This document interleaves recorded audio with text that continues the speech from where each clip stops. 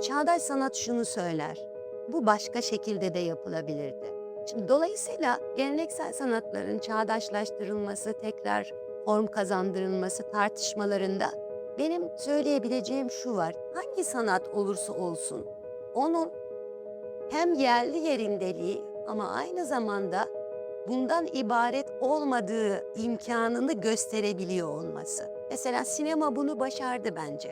Sinema olup bitmiş olan bir şeyi bize gösterdiğinde bir haberin, televizyon haberinin bize bir şeyi göstermesinden farklı bir biçimde gösterir. Hala olabilme imkanı olan bir şey olarak gösterir.